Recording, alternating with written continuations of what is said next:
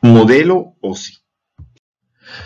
Al final de la Segunda Guerra Mundial, el desarrollo tecnológico que siguió se basaba en el soporte de la industria militar que quedó después de la guerra. Uno de los avances más importantes que hubo en esa guerra se refiere a los lanzamientos de cohetes y proyectiles. Y por supuesto, el desarrollo de la tecnología nuclear, que fue lo que terminó la Segunda Guerra Mundial, se convirtió en un arma importante. El problema de esa arma es ese balance de fuerzas fundamentado en quién tenía más poder nuclear de destruir el mundo, generó unas expectativas, sobre todo en el sector militar. ¿Y cuál era la principal expectativa que había, sobre todo en los Estados Unidos? Era que quién iba a disparar primero. ¿Qué ocurre? El ejército norteamericano llegó a la conclusión que si disparaban primero los rusos y destruían el Pentágono, eso produciría como consecuencia que el ejército norteamericano quedaría totalmente desarticulado y no habría forma de mandarle ni información ni acciones de respuesta a los rusos si ellos disparaban después que los hubieran destruido. No, que bajo esa visión de ese escenario, en realidad, destruyendo el Pentágono, prácticamente todo lo que era la parte estratégica del ejército norteamericano quedaría destruido, no habría posibilidad de enviar órdenes a las tropas, por lo tanto, si había alguna respuesta, sería porque el oficial a cargo o el soldado a cargo decidió que lo hacía, pero no porque hubiera órdenes, y tampoco eso significaba que la respuesta iba a ser ni proporcional ni iba a ser hacia los centros de poder de los rusos, con lo cual ellos podían volver a mandar una segunda oleada que podría ser todavía más perjudicial. Entonces el ejército norteamericano llegó a la conclusión de que lo más importante en ese momento era crear una red que fuera a prueba de bombas. Es decir, que si llegaba una bomba atómica y destruía el nodo principal que había en el Pentágono, de todas maneras quedaban suficientes caminos como para que las órdenes fueran enviadas a todos los puestos militares que debían responder a un ataque. Quienes se dedicaron a hacer eso fueron los militares y empezaron bajo lo que se conoce con el nombre de la red ARPA, que sería Advanced Research Project Agency. Esta red tenía como objetivo crear una red mallada, tipo malla, tal que hubiera tantos caminos que no hubiera forma de tener un mensaje. Y esos caminos iban a ser digitales. En la época que se crea esta red, cuando hablamos de los mensajes, estamos hablando de mensajes de texto. No estamos hablando ni de colores, ni de películas, ni nada de eso. Simplemente era un mensaje, dispare. Punto. Dispare al número tal. Más nada. ¿Cómo era el sector de telecomunicaciones, sobre todo en el área de datos, en esa época? Bueno, fundamentalmente había grandes empresas que monopolizaban el sector de datos. Es decir, las grandes empresas compraban equipos de estas grandes empresas. Las pequeñas empresas, pues lo que les salía era lápiz y papel. No era mucho más que eso. A lo más estaba la compañía Xerox, que desarrollaba copiadoras, ¿ok? Creo que todavía está en el mercado, y ese era su fuerte. Como hecho importante, hay que hacer notar que la empresa Xerox en algún momento pensó en poner en una red copiadoras, y uno de sus ingenieros, en un momento de ocio, desarrolló una red que era bajo el nombre de Ethernet, pero consideraron que esa tecnología era tan simple y les parecía tan poco probable que se fuera a popularizar, que ellos realmente lo desecharon. ¿Ok? No quiere decir que no se haya publicado la información de cómo se hacía, pero ellos no patentaron esa red. ¿Qué ocurre? Los negocios de datos en ese momento estaban reservados solo para las empresas medianas y grandes, y por supuesto esto detenía el avance tecnológico. Nuevamente, a medida que la electrónica digital se fue desarrollando, pero bueno, las necesidades de informatizar las empresas medianas y pequeñas se hizo más necesario. Y entonces, en el año 1978, la Organización Internacional de Estándares, o ISO, promovió lo que se conoce con el nombre de el Sistema de Referencia para el Desarrollo de Interconexión de Sistemas Abiertos. El término abierto viene, lo que significa es que yo puedo interconectar equipos de distintos fabricantes. Por eso el sistema es abierto. No, no significa de que todo el mundo le puede meter mano al sistema. A comienzos de los 80, la gente de IBM, uno de esos grandes actores del área de informática, generó la tecnología de la red de anillo, el token ring, como se llama, y en el año 83 es cuando se publica el modelo OSI. De hecho, el año 83 también es un año en el cual los primeros computadores personales estuvieron en el mercado para el año 81, 80-81. ¿Ok? O sea que en realidad, fíjense que las primeras redes son en el año 83 y otro hecho importante es que los fabricantes, que fueron todos orientales, que empezaron a hacer redes, tomaron el estándar Ethernet que no tenía ningún costo ni ninguna patente que pagar. ¿Cuáles son los procesos, los conceptos básicos que vamos a tener nosotros en estos temas? Bueno, tenemos uno que es proceso de aplicación. Hoy en día hablamos de aplicaciones. Es cualquier programa que se puede ejecutar y que haga algo para un usuario. Tenemos sistema final, que es donde residen las aplicaciones. Ustedes los van a oír o los vamos a llamar o los vamos a leer como host o anfitrión. Un ejemplo de un host puede ser un PC, un mainframe. Un mainframe es un computador mediano.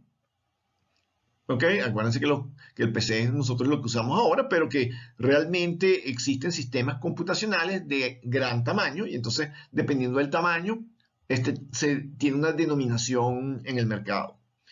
Después tenemos sistemas intermedios, que son sistemas que se utilizan para conmutación o para interconexión. Tenemos repetidores, hubs, tenemos puentes, bridge, tenemos puntos de conexión, que vamos a llamar switches por ahora, y tenemos enrutadores o router. Y por último tenemos los conceptos de protocolos de comunicación, que son reglas y definiciones de formato para el intercambio. Porque por supuesto, si yo voy a tener equipos de distintos fabricantes y quiero interconectarlos, bueno, el intercambio entre ellos tiene que ser bajo el mismo formato. Y entonces, eso que antes no había, porque no les interesaba a los fabricantes, pues ahora pasa a ser de interés para el mercado. Entonces, para la implementación de este modelo, hay que tener una idea filosófica. ¿Qué es cómo vamos a orientar este nuevo sistema de comunicaciones para datos? ¿Qué modelo vamos a tomar? ¿Vamos a tomar sistemas que se comunican con sistemas o procesos que se comunican con procesos? Tenemos que recordar que el término sistema, según la Real Académica Española, es un conjunto real o un conjunto de reglas o principios que pueden ser cosas u órganos relacionados entre sí para que se cumpla un objetivo. Noten que se refiere a un equipo o a equipos. Entonces quiere decir que yo, si me enfoco al sistema, estoy planificando que voy a colocar equipos. O sea que todo va a ser un equipo que haga todo. Y entonces, ¿cuáles son las consideraciones de este equipo? O por lo menos algunas. Bueno, algunas consideraciones que debemos tener para generar comunicación entre sistemas es, tenemos que identificar cuál es el origen y cuál es el destino. Tenemos que hablar de, hay errores en la transmisión, entonces, bueno, ¿cómo vamos a detectar y corregir esos errores? Si yo voy a mandar una información y la voy a mandar en pedazos, pues bueno, tengo que, ¿qué pasa si se pierde algún pedazo? ¿Qué velocidades voy a utilizar? Esta red puede saturarse. Cuando hablamos de saturación es que ya no puedo seguir mandando más datos porque no hay canales por donde mandarlo. Nosotros vamos a mandar lotes de datos y entonces, bueno, a mí a lo mejor me gustan los tamaños, me gustan 10, una unidad 10, pero a ustedes les puede gustar 15. Y entonces tenemos que congeniar cómo vamos a hacer en ese momento, tenemos que ponernos de acuerdo en el tamaño, porque también distinto tamaño significa distinto procesamiento.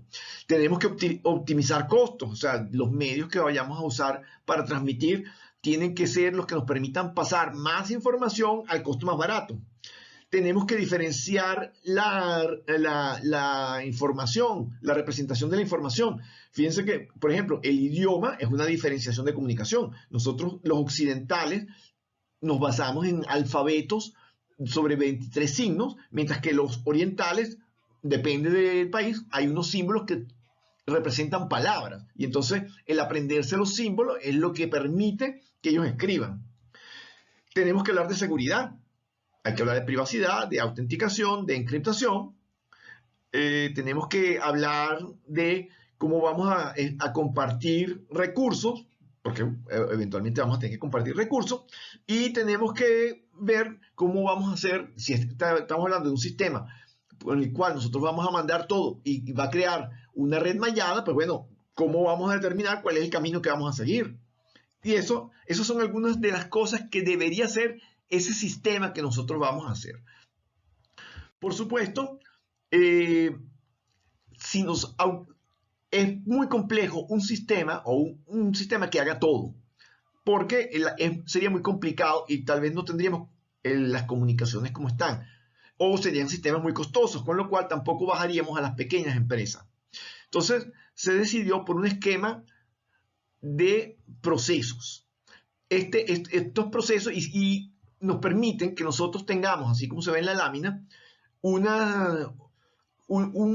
proceso original subdividido en funciones a través de una conexión y tenemos niveles iguales en los ambos extremos. Entonces, cada nivel se comunica con su homólogo en el otro nivel, en el otro lado, y entonces en realidad lo que tenemos es una comunicación por niveles. ¿Cuál es la ventaja de la arquitectura por capas? Bueno, es modular. Si yo tengo varias capas, pues bueno, si hay algún problema o si hay una nueva facilidad en una capa, solamente cambio el dispositivo o el equipo que está en esa capa. Puedo tener distintos fabricantes que trabajen sobre determinada capa y bueno, igual como es modular, pues bueno, tanto para arreglarlo como para cambiarlo, pues simplemente cambio un solo equipo y ya, y con eso no tengo mayores variaciones. Con lo cual, la conexión entre los procesos siempre se van a manejar. Para entender un poco cómo funciona, vamos a ver este esquema que está más abajo en el ejemplo. Supongamos un venezolano que quiere hablar con un chino. Este venezolano no habla inglés y no habla chino. El chino con el que se va a comunicar habla chino, pero no habla español y no habla inglés. Entonces, el venezolano se consigue un traductor que hable, puede ser alemán. Y el chino se consigue un traductor que también hable alemán.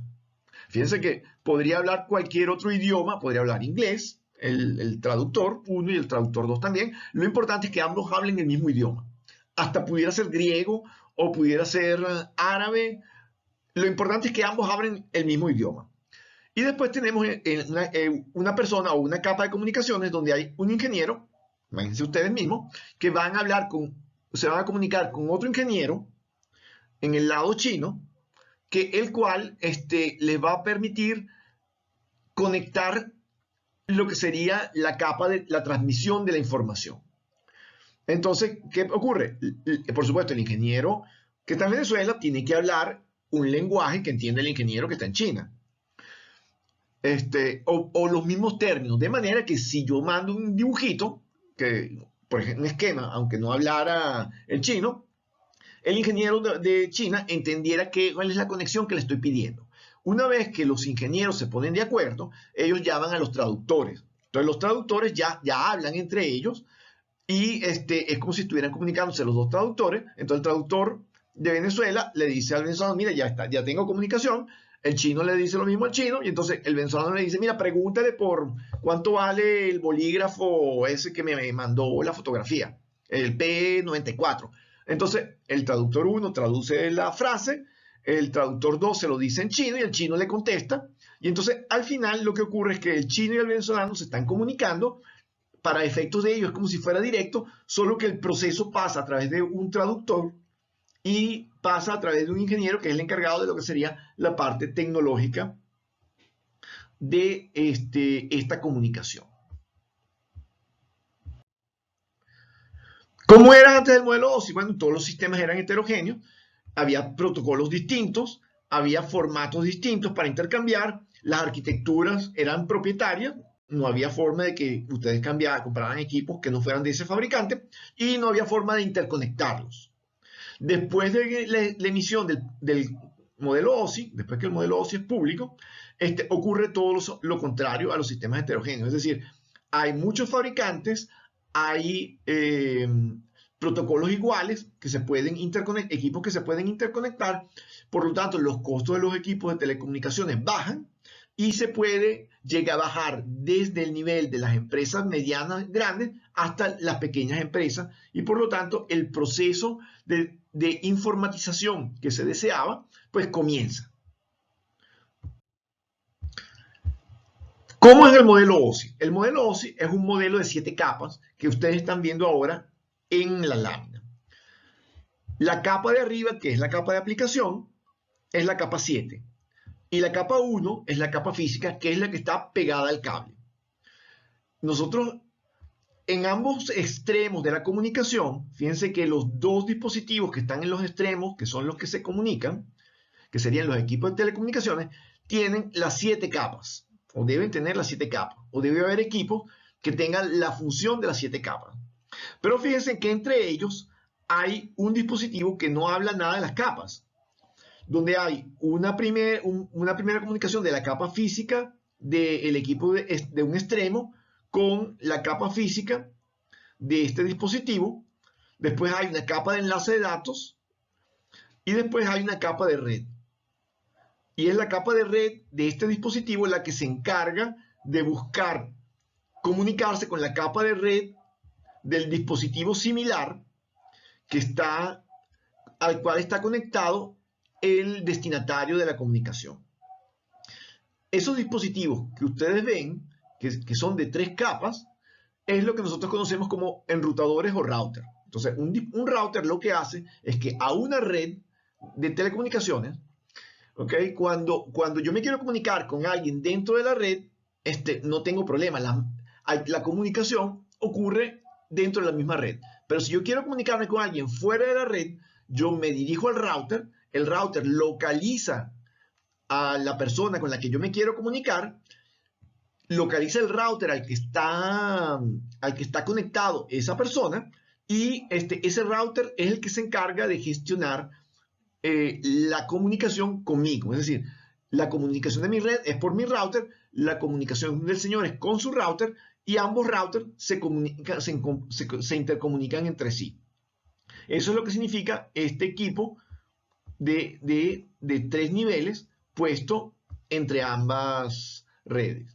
Y ese es el modelo OSI. En el modelo OSI, cuando nosotros vemos las capas, fíjense aquí a la mano derecha, tenemos capa n-1, capa n y capa n+1. Es decir, si yo tengo la capa n-1 sería la capa física, que sería la 1, tengo la capa de enlace y tengo la capa de red, que sería la n+1. Entonces, en la capa de enlace, dentro de cada capa, o de la capa de enlace, vamos a ver entidades que son en realidad programas o aplicaciones o primitivas que permiten conectar, que le prestan servicio a la capa de abajo, llevando datos a través de una capa hasta la capa siguiente, o entre ellos interactúan. Entre entidades interactúan para dar algún servicio o a la capa de arriba o a la capa de abajo. Eso es parte del concepto de OSI. Entonces, ¿cuáles son las funciones de las capas del? La capa física, o nivel 1, es la capa que conecta con el medio de transmisión. En esta capa, lo que se define, o los dispositivos que van a esta capa, representan que son los encargados de representar las señales que se van a transmitir en bits, son los encargados de definir cuál va a ser la tasa de datos con la que vamos a mandar, la sincronización de los bits, configurar los enlaces, si son punto a punto, punto multipunto, la topología física de una red se define en la capa física y los modos de transmisión, si son duplex, semiduplex o simplex. En la capa de enlace de datos se encarga de la información que se requiere para manejar esa conexión con el medio. Entonces, en esa capa tenemos lo que podríamos hablar del direccionamiento físico, es decir, si yo voy a hacer una red, yo tengo que identificar las máquinas fuera de toda duda. Nosotros, por ejemplo, en Venezuela no es el mejor ejemplo de direcciones, porque en la dirección nosotros tenemos que decir calle, urbanización tal, quinta tal, al lado de la quinta tal. En otros países, por ejemplo en Estados Unidos, el direccionamiento está referido a la dirección, dicen calle tal, número tal. Y ese número ustedes llegan, ven un número, ven hacia qué lado crece y hacia qué lado decrece, y fácilmente ustedes pueden encontrar la dirección. Entonces, desde un punto de vista de la capa de enlace, una máquina es siempre la misma y entonces hace falta una dirección siempre que sea la misma. Y entonces una dirección física. Esta capa, como es la capa de acceso al medio, entonces por razones de las siglas en inglés de Media Access Control, se conoce con el nombre de MAC. Entonces, una dirección MAC es una MAC address y generalmente está conformada, eso lo vamos a ver más adelante, por 6 bytes de información que son únicos por cada interfaz de red que tenga una tarjeta. Es decir, si yo tengo una tarjeta que tiene 5 interfaces de red, cada interfaz tiene una MAC address propia. Esta capa también se encarga de manejar lo que sería el control de flujo. ¿Ok? ¿Por qué? Porque, bueno, cuando yo mando datos, bits, pues bueno, a veces cuando pasan por la red, puede ser que haya congestión en alguna parte, entonces alguien tiene que parar el flujo o no, dependiendo de la información que le venga. Hay control de errores, bueno, tenemos que verificar que los datos que se están pasando, tanto que se reciben como que se transmiten, estén sin errores, y se tiene que controlar si nos toca o no nos toca transmitir en la red que estamos implementando. Tenemos después la capa de red, que es la capa 3. En la capa 3, nosotros, la unidad de la capa de red es el paquete. Entonces, nosotros, la información que venga en bytes, que viene de las aplicaciones, se empaquetan en este paquete, que no hemos dicho qué tamaño es, pero se hace en la capa 3, y después de la capa 3, se bajan a la capa de enlace, la capa de enlace después lo subdivide y entonces mandamos bits.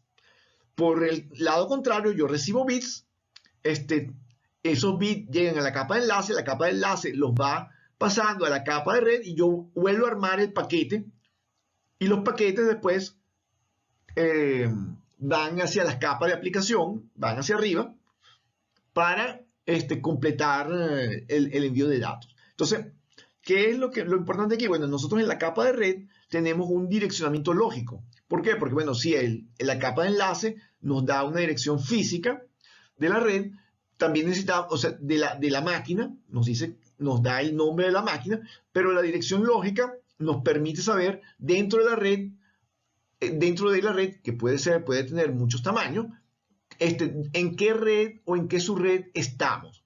Inclusive si la máquina se cambia, la tarjeta de la dirección MAC siempre permanece fija, pero la dirección de red se puede cambiar. Nosotros siempre que estemos sobre la misma red podemos comunicarnos directamente con los demás miembros de la red. Por otro lado, el equipo que permite interconectar las redes también se decide en capa 3, como decía el esquema OSI que vimos. Entonces, estos son los routers. Entonces, son los encargados, en esta capa es donde nosotros dirigimos los datos a la capa final. Fíjense que estamos hablando que pueden ser los routers, enrutadores o los gateways o pasarelas, como se le dice en español. De eso vamos a hablar más adelante cuando hablemos propiamente de la caja de red. La capa de transporte, fíjense que se encarga de enviar los mensajes de origen a destino completo. Es decir, un mensaje, yo les digo a ustedes, hola, ¿cómo está? Eso es un mensaje. Entonces, la capa 4 se encarga de que, hola, ¿cómo estás?, que yo transmito llegue al destino. Ahora, ¿qué pasa con todos los bits que representan estas palabras? Simplemente, cuando pasan de la capa 4 a la capa 3, se dividen en paquetes.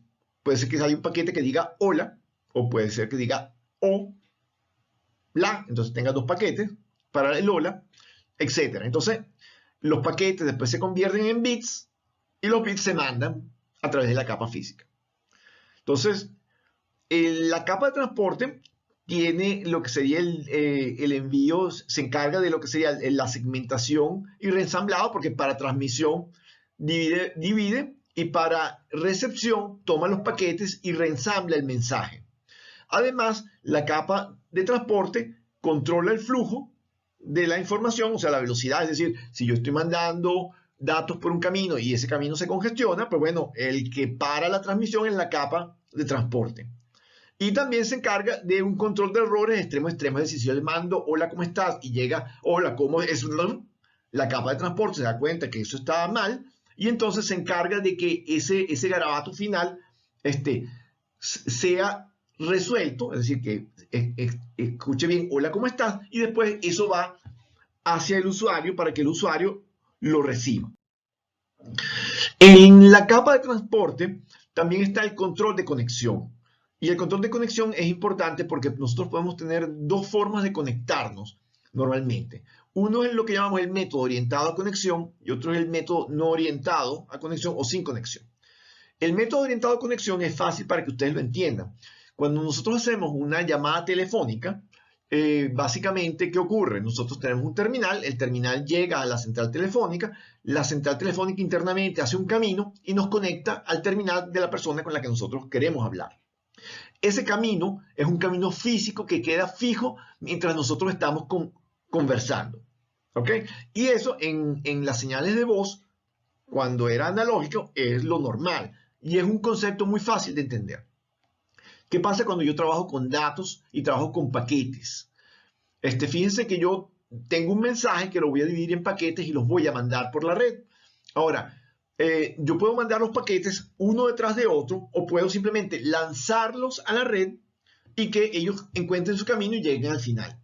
Eso sería equivalente a que yo me pare en el pidecola de la universidad y consiga una persona que me dé la cola. Entonces, si esa persona me da la cola de la universidad a mi casa, porque me llevó, entonces, bueno, eso sería orientado a conexión. Ahora, ¿qué pasa si yo simplemente consigo a alguien que me saca? Yo vivo, qué sé yo, en el Marqués y consigo a alguien que me da una cola hasta Altamira y digo, bueno, en vez de quedarme en la universidad, pues bueno, me voy a ir hasta Altamira, por lo menos está más cerca, puedo agarrar metro. Entonces llego a Altamira y entonces cuando llego a Altamira me consigo con un amigo que me dice, mira, yo te puedo llevar al Marqués, pero antes tengo que hacer dos paradas. Una en Palo Grande, una en Santa Edwige y después te llevo. Ah, bueno, ok. Entonces, fíjense que yo al final voy a llegar al Marqués, pero no sé cuánto tiempo me tomó y fui por donde me llevaron, o donde la red, o el carro, o la persona que me llevaba, por el trayecto que él iba. Entonces, eso sería no orientado a conexión. Cada cosa, cada uno de esos servicios son importantes porque orientado a conexión permite llevar un control de errores y sin conexión, pues bueno, no hay forma de probar si un mensaje se pierde, puede pasar. Pero ¿qué ventaja tiene el sin conexión? El sin conexión quiere decir que los paquetes van por cualquier camino y siempre van a llegar. Entonces, eso resuelve nuestro problema militar de tener una red que no importa los caminos que lleve, como los paquetes pueden ir por otras partes, en algún momento el mensaje llega. Y llega bien. Entonces, ¿cuáles son las ventajas del servicio orientado a conexión? Tiene ventajas, tiene poco esfuerzo de encaminamiento, reserva recursos, garantiza calidad de servicio, es fácil de tarificar, es fácil de detectar las pérdidas de paquete o los errores de paquete y tiene un control de errores sencillo. ¿Qué ocurre? Desde un punto de vista de proceso, es lento y costoso, porque hay que tener equipos relativamente inteligentes. La pérdida de un nodo por congestión conlleva a perder paquetes y requiere capacidad de memoria en los nodos para almacenar el estado de los circuitos virtuales. El circuito se habla que es virtual porque los circuitos en estas redes orientadas a conexión se construyen para una transmisión y después se eliminan. Es decir, si ustedes se quieren comunicar con datos, por ejemplo, de aquí a la página de la UCAP, hoy pueden tomar un camino, pueden hacer una consulta en un determinado momento, cerrarla y después volverla a abrir y no van a ir por el mismo camino. Ustedes van a tener los datos que estaban consultando, pero no tiene por qué venir por el camino. ¿Qué es lo que yo voy a ver como usuario? Bueno, depende. Si el camino por el que me vengo tiene menos tráfico que el anterior, voy a notar que la comunicación es más rápida. Si no, si es igual de complejo, voy a notar que está igual de lenta. Eso sería lo que ocurre. Si yo voy por un servicio no orientado a conexión, es más rápido porque porque para hacer el camino, el servicio orientado a conexión, tengo que hacer el camino primero antes de mandar. En este no, simplemente yo agarro los paquetes y los lanzo a la red, y ellos van dando tumbos por la red hasta que llegan al final. Es más robusto frente a la caída de nodos porque, bueno, yo no sé por qué camino va a ir, pero sé que regresa. No hay reserva de recursos porque yo no le garantizo nada y no requiere capacidad de memoria porque, bueno, el paquete tiene que tener información de para dónde va. Y después la red simplemente le pregunta a dónde va y lo va enrutando, lo va mandando, dependiendo de qué tan libre o qué caminos haya para llegar al destino al que va. Es más rápido para salir, no calcula los trayectos que va a utilizar, necesita más información para poderse encaminar y poder llegar a su destino, es más difícil de cobrar, de tarifar, el control de congestión es más complejo, porque bueno, yo puedo ir mandar un paquete, alguien lo manda por un lado y resulta que en ese lado hay mucha congestión y pudiera perder un paquete, con lo cual nunca va a llegar al destino, con lo cual yo no puedo verificarlo, entonces a lo mejor el mensaje se pierde. Y obviamente no puedo detectar esa pérdida de paquete para esos casos. La capa 5 es la capa de sesión, está encima de la capa de transporte, lo que hace es que se encarga de que la sesión esté activa para garantizar que la comunicación entre ambos usuarios está activa. Tiene control de diálogo, es decir, permite la comunicación entre los dos equipos terminales y sincroniza los flujos de información entre ambas máquinas. La capa 6 es la capa de presentación. Tiene que ver con la sintaxis y la semántica para la información intercambiada. Por ejemplo, si nosotros escribimos en el idioma, nosotros nos basamos en 23 caracteres más los números. Los orientales también usan inscriben en forma ideográfica. Bueno, la traducción entre el idioma nuestro y los bits y los bytes ocurre en la capa de presentación. También en la capa de presentación se ubica lo que sería la seguridad. El término cifrado que ven en la lámina se refiere a que la seguridad estaría en esta capa. Y por último, nosotros a veces mandamos mensajes donde hay mucho redundante. Por ejemplo, en esta lámina ustedes observan que el fondo es blanco. ¿Eso qué quiere decir? Quiere decir que si yo voy a mandar la información realmente que tengo que mandar son todas las letricas y los logos que están arriba. El blanco, con que yo mande una información que diga que permita que el receptor llene de blancos todo lo que queda después de la palabra transmitir, de ahí hasta abajo, hasta la línea donde está mi nombre, en realidad el ahorro, no le voy a decir blanco, blanco, blanco, blanco, blanco, porque es una información inútil. Entonces la capa de presentación lo que hace es que coloca 3 o 4 bytes que le dicen al destino, mira, después de esto, hasta la línea tal, pon blanco. Y entonces, esos son menos bits que debemos transmitir. Y por último tenemos la capa de aplicación. La capa de aplicación es la que da al usuario. Entonces, ¿ahí qué hacemos? Ahí tenemos lo que serían las funciones. Por ejemplo, el servicio de correos es un servicio que es el usuario. Todas las aplicaciones que nosotros usamos, Office, Word, todo lo que ustedes utilizan, WhatsApp, todo eso es capa 7.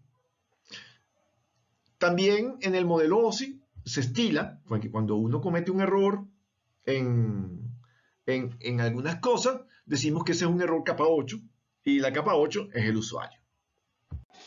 En esta lámina tenemos cómo funciona el esquema OSI, el modelo OSI que nosotros acabamos de pasar o de conversar. Imagínense que el terminal que está a su izquierda quiere comunicarse con el que está a la derecha. Entonces, ese terminal, ¿qué ocurre? La aplicación de la capa 7 toma sus datos y coloca unos bytes, que es un encabezado, la H es de header, y sus datos los envía a la capa de presentación, que es la capa 6. La capa 6 toma los datos, le coloca un encabezado para que la capa 6 del destino sepa qué hacer con esos datos y lo pasa a la capa 5. Los datos de la capa 5, la capa 5 lo que hace es que toma esos datos que recibió de la capa 6, le coloca un encabezado que tiene que ver con la información, que es lo que tiene que hacer la capa 5 en el destino, y lo pasa a la capa 4. La capa 4 es la capa de transporte. la capa de transporte, coloca un encabezado y lo envía a la capa 3, que es la capa de red. La capa de red, ¿qué ocurre? Divide el mensaje de la capa 4 en paquetes y a cada paquete le coloca un encabezado que dice para dónde va y dice cuántos paquetes está mandando, de manera que en el destino sepan qué hacer. Esos paquetes de la capa 3 son pasadas a la capa 2. La capa 2 lo que ocurre es que toma los paquetes y los segmenta. Y entonces a cada segmento le pone un encabezado como para decir para dónde va y cuántos segmentos conforman un paquete y una cola, que es el T2, es toll. Esa cola lo que hace es que son unos bits para control de errores del segmento. Y entonces esos segmentos después se pasan a la capa 1 que lo convierte en bits. Los bits pasan por el medio de transmisión y llegan al destino.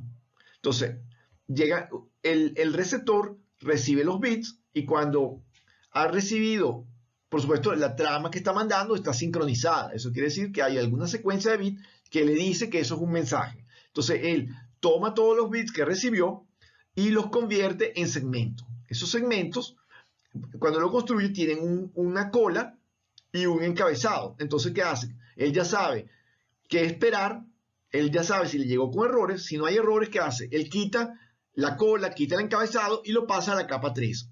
La capa 3 recibe todos los segmentos que le estaba mandando la capa 2 y construye los paquetes. Cada paquete le dice a qué conversación pertenece y cuántos paquetes son. Cuando la capa 3 recibe todos los paquetes que corresponden a un mensaje, se lo pasa a la capa 4. La capa 4 recibe el mensaje y verifica que el mensaje llegó sin errores. Le quita su encabezado y se lo pasa a la capa 5, que es la capa de sesión. La capa de sesión verifica los parámetros que tienen que ver con la sesión, con cuál de las sesiones, porque el usuario podría tener sesiones con distintos usuarios o con distintas máquinas, entonces ve a cuál sesión pertenece, le quita el encabezado y se lo pasa a la capa de presentación de la sesión que el usuario tiene. Es decir, yo puedo tener sesión con el servidor de la universidad, pero puedo tener sesión con el servidor del Universal. Entonces, eventualmente, los formatos son distintos, entonces cada presentación se ve distinta. ¿Ok? Yo lo veo desde el punto de vista físico, lo que yo veo son lengüetas, pero desde el punto de vista de lo que procesa la máquina, es otra cosa. Entonces, llega la capa de presentación, a la sesión que debía hacer. Llega a la sesión que debía hacer, le quita el encabezado y pasa los datos a la capa 7, que es el programa que recibe lo que están mandando. El programa quita el encabezado y se lo muestra al usuario, y así el usuario, si decide contestar, pues bueno, el proceso es inverso, de la 7 a la 6, de la 6 a la 5, de la 5 a la 4, de la 4 a la 3, a la 2, a la capa física y al revés.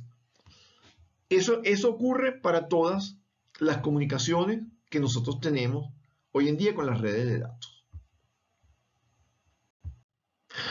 El modelo OSI incorpora el concepto de conmutación por paquete. Normalmente la conmutación que existía antes de que el modelo OSI fuera implementado era la conmutación por circuito, que era diseñada para voz. Nuevamente, el ejemplo es muy sencillo. Yo tengo un teléfono, paso por la central telefónica hasta el destino. La central tiene un número de canales finitos, puede ser 10, 20, eso se me dice cuántas personas pueden estar hablando a la vez. Y simplemente una vez que ya están copados los canales, pues hasta que alguien no cuelgue, yo no puedo cursar más llamadas. Eso es lo que ocurre en la conmutación por circuito. En la conmutación por paquetes, el objetivo es que yo pase datos. Y entonces, en la conmutación por paquete, yo puedo tener varios procesos activos y eso no significa que yo tenga una congestión, porque la congestión puede ocurrir en la red, pero fíjense que tal como vimos, dependiendo de la forma, si yo voy en una conexión orientada o si envío los paquetes en formato orientado a conexión, entonces yo tengo que hacer un camino y por ahí lo mando. Y entonces eso sería el equivalente a lo que sería la conmutación por circuito. Mientras que si yo lo mando en la red y que vayan por donde quiera, es sin conexión. Entonces, y eso lo puedo hacer no solamente para conectarme con una máquina, sino puedo conectarme con N máquinas a la vez la única limitación que tengo sería que mi dispositivo tenga suficientes recursos físicos para manejarlo. Sería equivalente a que ustedes tienen unos laptops o tienen unas máquinas que les permita conectarse con 3, 4, 5, 6, 7, 8, depende de las aplicaciones y que cuántos requerimientos de memoria le exigen. Y entonces, bueno, algunos de ustedes tienen unas máquinas que pueden conectarse a 5 o 6 aplicaciones y yo tengo una máquina que, bueno, me deja solo navegar con una o con dos y es suficiente, ¿ok? Eso es lo que pasaría, pero no significa que la conmutación por paquete, o sea, si yo tuviera más recursos, no podría hacer lo mismo que hacen ustedes. Entonces, cuando hablamos de los paquetes, la información del usuario puede ser parte de un mensaje más externo y la información de control incluye información de enrutamiento, es decir, para dónde voy, cómo vamos a revisar la seguridad, eso va en los paquetes. Los paquetes llevan información de control que tiene que permitir que llegue al destino. Y eso se envía, es decir, si yo tengo un archivo de 1 megabyte y lo voy a mandar y son 10 paquetes, generalmente los bytes de control son como 20. Entonces, si yo divido 1 megabyte en paquetes de 100 bytes, 1 mega ustedes saben que son 10 a la 6, más o menos, entonces voy a añadir 20 bytes por cada byte adicional. Entonces, bueno, fíjense que el volumen de bits que voy a mandar es un poco mayor a lo que estoy mandando. Entonces, por eso, cuando ustedes calculen los tiempos de transmisión de los archivos, tienen que considerar siempre esos bits de control que yo voy a mandar. O sea, no es, a veces algunos programas no los consideran, pero siempre los mandan. Entonces, eso hace que nosotros veamos los procesos de envío un poco más lentos. Las ventajas de la computación por paquete, bueno, la infraestructura se usa más eficientemente, yo puedo tener enlaces para más de un paquete por unidad de tiempo, es decir, cuando nosotros nos conectamos a Internet, estamos aprovechando esa ventaja de que tengo una sola conexión y por ahí va un flujo de datos que puede ser solo mío o que yo puedo compartir los datos con otras aplicaciones de otras personas como en mi casa. Los paquetes se colocan en cola para ser transmitidos tan rápidamente como sea posible. En los casos de conmutación por circuito no hay colas. En los casos de conmutación por paquete puedo tener cola. En el caso de la conmutación por paquete puedo ajustar la velocidad. Yo puedo tener terminales de distintas velocidades y puedo recibir, ellos se ajustan. ¿Ok? En el caso de voz, los dos tienen que ir a la misma velocidad. Si yo tengo una conmutación por paquete y estoy ocupado, bueno, mi máquina puede recibir el mensaje y yo lo veo una vez que esté seguro que lo recibí. ¿Ok? Y en la conmutación por paquete yo puedo darle prioridad en las redes telefónicas, el primero que llega, el primero que se queda con el canal. Entonces fíjense que transmitir datos con paquete es bastante ventajoso. En la conmutación por paquete, los terminales dividen los mensajes en paquetes pequeños, que son partes pequeños. Los paquetes van de un extremo a otro de la red y tenemos las dos modalidades que hemos hablado. Los datagramas, que son los que van saltando por toda la red, y los circuitos virtuales, que son los que son orientados a conexión. Aquí tenemos un esquema de un circuito virtual. La máquina que está a la izquierda necesita enviar al servidor un mensaje. Ese mensaje está dividido en 3 paquetes. Esa máquina primero, a través de la red, abre un camino. Y una vez que el camino está abierto, es que despacha el mensaje.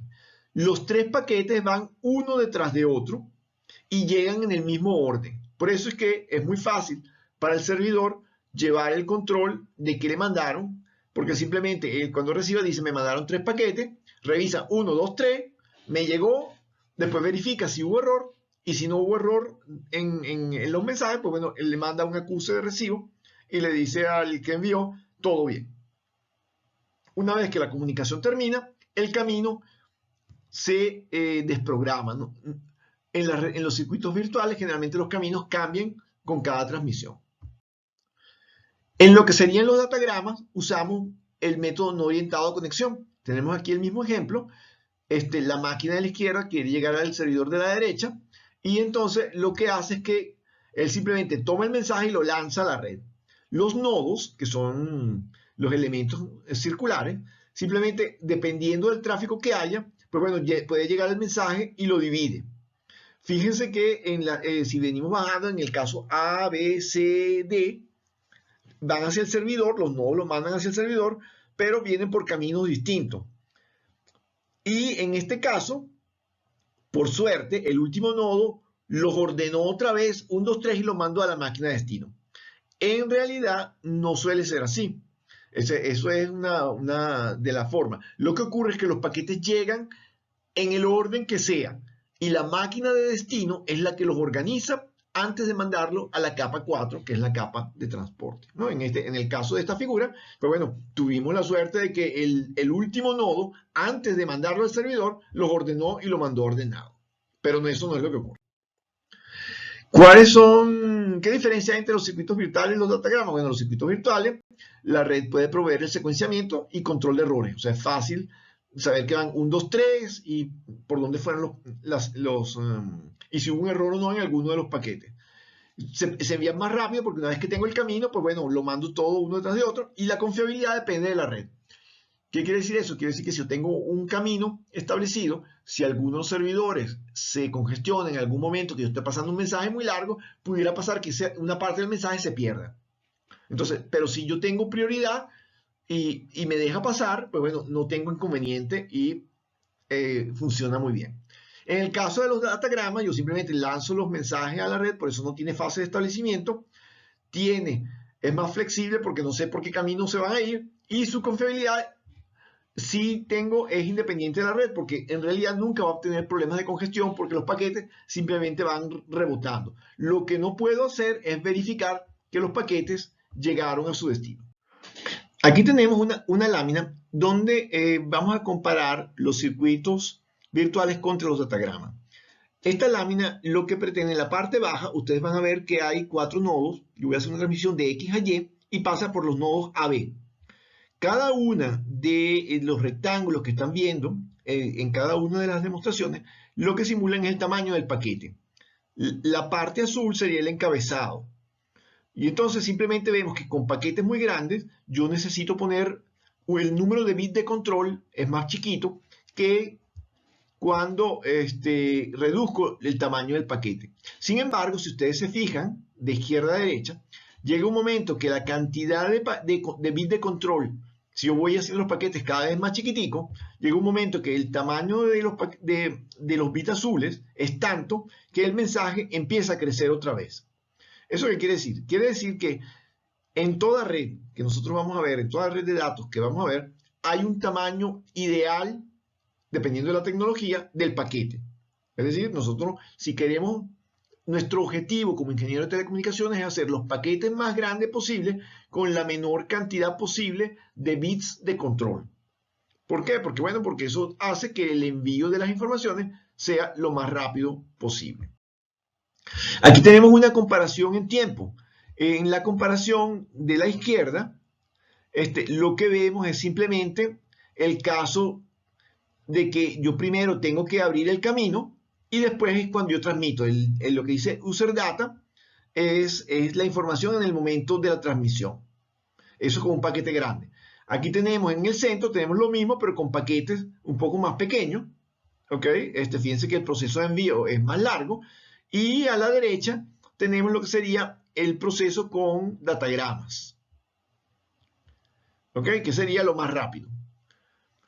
La red de internet que nosotros utilizamos generalmente usa datagramas con circuitos virtuales. ¿Cuál es la ventaja de los circuitos contra los paquetes? Bueno, el desempeño depende de varios retardos.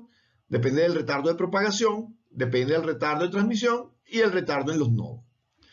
Otros factores que benefician los paquetes son la cantidad de bits adicionales que se ponen, que son los bits de controles que se conocen con el nombre de overhead, o la transparencia.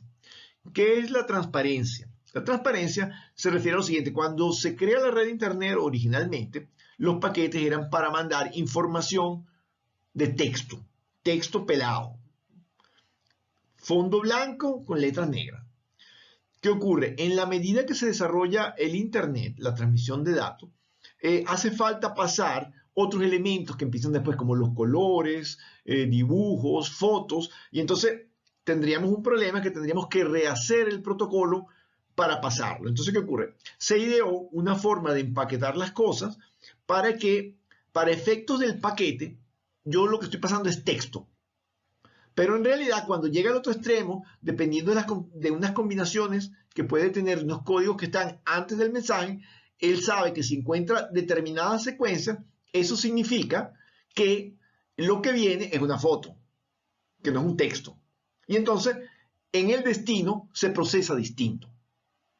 ¿Ok? Es decir, eso nos lleva a que existe codificación de lo que se va a mandar antes de empaquetar para poder utilizar la red de una forma más eficiente. Con ello terminamos la presentación y les recomiendo que busquen los temas del modelo OSI en la bibliografía anexa en esta lámina. Gracias y hasta luego.